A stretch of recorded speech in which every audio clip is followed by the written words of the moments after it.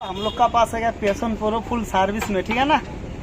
तो बोले timing chain आवश्यक था, टाइमिंग चेन बदल देना, ठीक है बदल देंगे। तो खुलने का बाद देखते हैं दोस्तों, हर चीज़ अंदर का खराब है, ठीक है ना। देखिए ये रोलर भी खराब है, तो पार्टी भी वैसा है, थोड़ा कंजर टाइप का।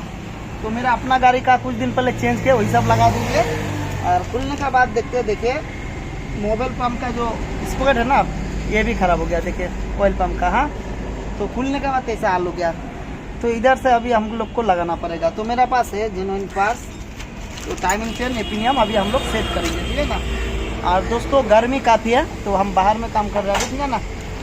अंदर में मेरा आदमी काम कर रहा है, एक उधर गाड़ी हुआ है एक्सट्रीम खुला हुआ, एक आदमी नहीं है ना, वो रात हो जाएगा, आज ही सब तैयार करना है।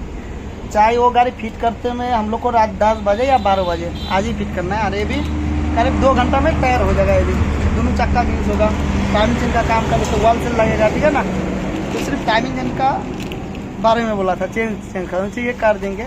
हम उनको बोले खुलने के बाद 1-2 सामान और भी खराब निकल सकते हैं, बोले देखना कोशिश करना। आप देखते देखिए ये हाल हो गया।